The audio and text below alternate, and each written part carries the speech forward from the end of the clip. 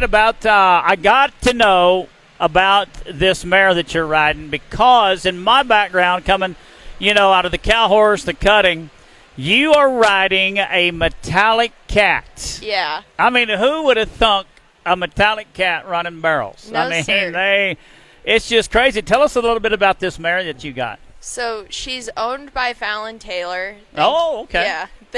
There you go, Fallon. Name drop. Thank you to Fallon, first of all, for allowing me to run this mare, and this all goes to her program. But she is by Metallic Cat out of Flo's heiress, which is Baby Flo. Everyone knows her in the barrel racing industry.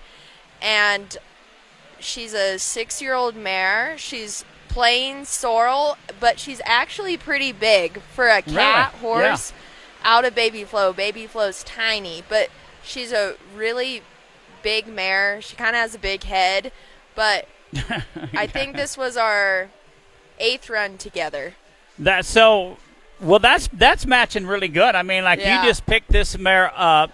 You've made less than 10 runs.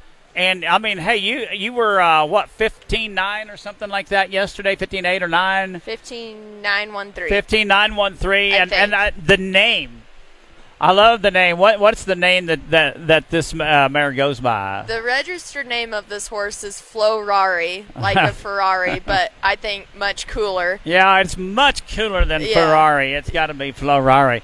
Well, hey, Loralee, speaking of Florari, yes, let's take a look right here at this run as we are going to go to the screen. Now, kind of set this up for us, if you would, Loralee, and kind of for less than 10 times, turning in a run like this, is it just the feel you had, or did Fallon kind of, give you some ideas on that, or talk us through this run right here? So Fallon's helped me a lot with the first barrel on this horse. It's a different angle you have to take. So it's pretty straight, which is why you see me holding her, and I'm actually going to move her over toward the first barrel and take a really straight approach to it. Okay. And then she's really ratey, but I check her here because if this mare gets a stride past a barrel, she comes back so hard she'll hit it on the backside. Uh-huh. So that's what happened there. She worked perfect at the second barrel. I kind of schooled her this week, like, you need to give me an extra step here. Yeah. The third barrel, she didn't give me much room. I probably should have ridden a little bit better there, but she worked just about as good as you could ask. Well, I want to go back to something on that second barrel that I'm sitting here and we're talking about. So when she comes out of that second barrel, yep, it seems like, I mean, she's really strong. Does she bend right there, or does she stay pretty straight?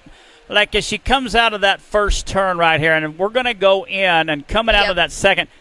Now, do you have to keep her pulled over, or does she just kind of come out and she's already in line? There's not a lot of pocket, maybe. No, there's not, and I try to keep this horse straight because that's how she wants to be.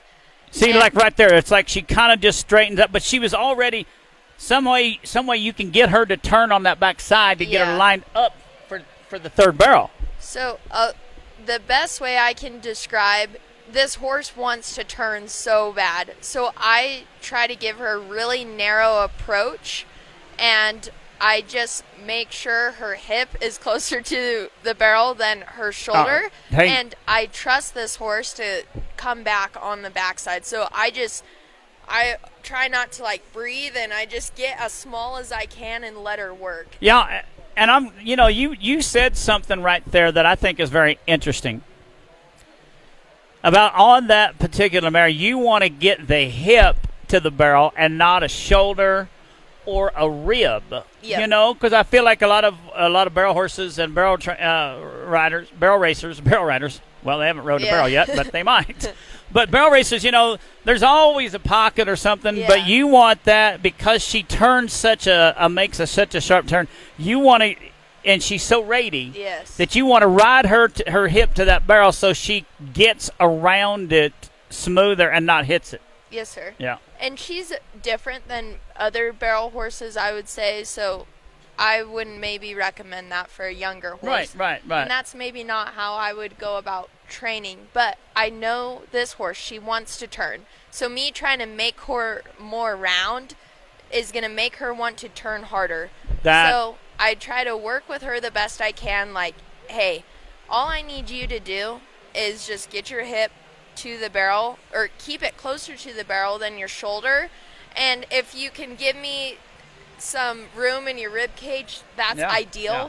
But when you have one that wants to try that hard, you take what you can get. Well, and I tell you what, Loralee, I mean, like, for that says a lot about you, knowing when you're on a horse that's already trained, not trying to reinvent the wheel. Yeah. Right? Just trying to know what works, and then you just go with that. That says a lot about you as a barrel racer and understanding what horse you're on, right? Because all horses are different, as we know.